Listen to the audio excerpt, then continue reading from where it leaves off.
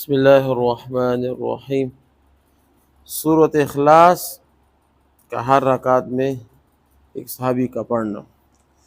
ایک روایت میں ہے کہ مسجد قباء میں حضور اقدس صلی اللہ علیہ وآلہ وسلم کے زمانے میں ایک انصار صحابی امام تھے۔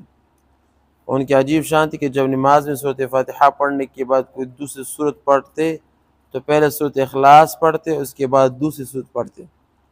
ان کے مقتدیوں نے ان سے کہا کہ یہ عجیب بات ہے کہ آپ ہر رکعت کا آغاز دوسری سورت سے کرتے ہیں، اور صرف اسی پر اکتفا بھی نہیں کرتے بلکہ اس کے بعد سورۃ اخلاص بھی ملا دیتے ہیں۔ اخلاص قل هو اللہ احد اللہ الصمد لم یلد ولم یولد۔ انہوں نے فرمایا کہ بات یہ ہے کہ اگر تم کو میرے پیچھے نماز پڑھنی ہے تو میں اسی طریقے کو نہیں چھوڑوں گا، ورنہ کسی اور کو امام بنا لو۔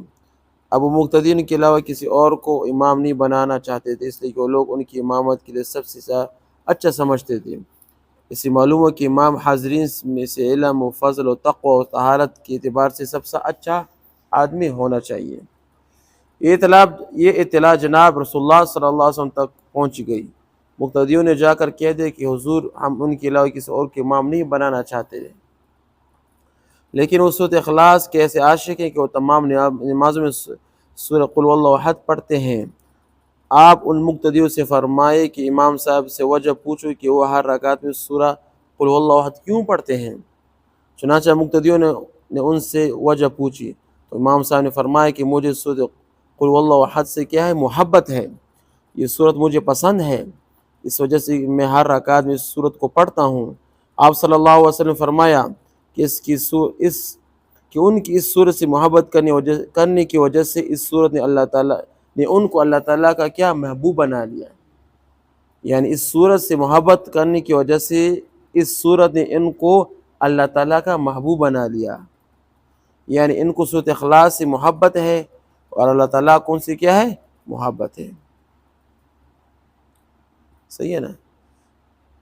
ایک ایسے شخص کے بارے میں حضور اقدس صلی اللہ علیہ وسلم کو اطلاع ملی کہ یہ شخص اخلاص کثرت سے پڑھتے ہیں۔ آپ نے فرمایا وجبت، واجب ہو گئی۔ صحابہ کرام رضوان اللہ تعالی علیہم نے اسی سوال سن کر عرض کیا کہ حضور کیا چیز واجب ہو گئی؟ آپ صلی اللہ علیہ وسلم فرمایا جنت واجب ہو گئی۔ واقعی یہ صورت ایسی کہ اس میں خالص توحید کا اور اللہ تعالیٰ کی شان استغنا کا ذکر ہے۔ اگر کوئی شخص اعتقاد کے ساتھ دل کی گہرائیوں سے اس صورت کو بار بار پڑھے گا تو انشاءاللہ تعالی وہ شخص جنت میں داخل ہونے کا مستحق ہو جائے گا۔ اس طرح کوئی شخص کلمہ طیبہ لا الہ الا اللہ صدق دل کے ساتھ پڑھنے سے جنت کا مستحق ہو جاتا ہے، اسی طرح سورۃ اخلاص کیا ہے، پڑھنے پر اس شخص کو بھی جنت کا مستحق بنا لیتے ہیں۔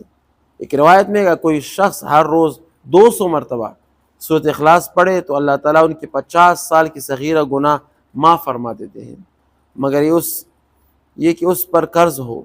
یہ بھی اللہ تعالیٰ کی بڑی رحمت ہے کہ گناہ کبیرہ گنے چنے اور توڑے سے ہیں، اور صغیرہ گناہ لاتعداد ہے، سارے چھوٹے گناہ کو کہتے ہیں۔